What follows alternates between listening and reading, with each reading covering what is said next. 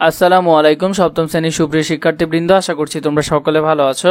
ইতিহাস ও সামাজিক বিজ্ঞান বইয়ের 171 নম্বর পৃষ্ঠা থেকে শুরু করব।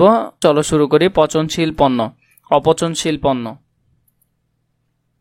পচনশীল পণ্য হলো মাংস, মাছ, টমেটো। অপচনশীল হলো ফ্যান, টি শার্ট, কার্ড। এরপর দেখো, খুশি আপা বললেন পচনশীল পণ্যগুলো উৎপাদনের সাথে সাথে ভোগ করতে হয়, তা না হলে সেগুলো ভোগের উপযুক্ত থাকে না। তাই সেগুলো ব্যবসায় বা সম্পদের মালিক বিশেষভাবে সংরক্ষণ করে থাকে। কৃষিপণ্য যেমন ফলমূল, শাকসবজি, এছাড়াও অপচনশীল পণ্যেরও নির্দিষ্ট মেয়াদ থাকে, তাই সেগুলো সংরক্ষণেও ব্যবস্থা করতে হয়। তা না হলে নির্দিষ্ট সময় শেষে এগুলো ভোগের অযোগ্য হয়ে যেতে পারে, যেমন জামা কাপড়, প্রসাধনী, আসবাবপত্র ইত্যাদি। খুশি আপা বললেন, এখন আমরা পচনশীল ও অপচনশীল পণ্য সংরক্ষণের বিষয়ে তথ্য সংগ্রহ করব। আমরা আমাদের বাড়ির কাছের যে কোনো মুদি দোকানের বা বাজারের ব্যবসায়ীর কাছে প্রশ্ন করে এই তথ্য সংগ্রহ করে নিচের দুটি ছকে পূরণ করব। খেয়াল রাখব, তথ্য সংগ্রহের আগে আমরা উত্তরদাতার কাছ থেকে অনুমতি নিয়ে নেব।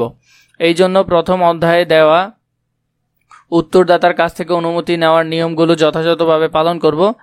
এটা আমরা বাড়ির কাজ হিসেবে করে নিয়ে আসব।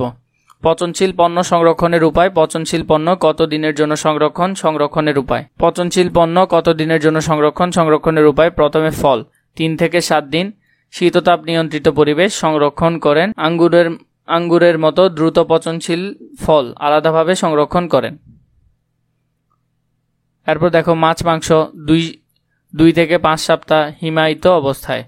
ডিম 5 থেকে 7 দিন কাগজের মোড়কে ঠান্ডা পরিবেশে। শাকসবজি 3 থেকে 5 দিন শুকনো জায়গায়। অপচনশীল পণ্য সংরক্ষণের উপায়। অপচনশীল পণ্য কত দিনের জন্য সংরক্ষণ, সংরক্ষণের উপায়। অপচনশীল পণ্য চাল ডাল 2 থেকে 3 বছর সংরক্ষণ প্লাস্টিক বা কাচের পাত্রে শুষ্ক ঠান্ডা পরিবেশে সংরক্ষণ করেন। চিনি 2 থেকে 3 বছর বায়ুশূন্য প্লাস্টিক বা কাচের পাত্রে শুষ্ক ঠান্ডা পরিবেশে সংরক্ষণ করেন। তেল 1 থেকে 2 বছর প্লাস্টিক পাত্রে শুষ্ক বা ঠান্ডা পরিবেশে সংরক্ষণ করেন। পেঁয়াজ ছাড়া অন্যান্য মশলা 1 থেকে 2 বছর বায়ুশূন্য প্লাস্টিক বা কাচের পাত্রে শুষ্ক ও ঠান্ডা পরিবেশে সংরক্ষণ করেন।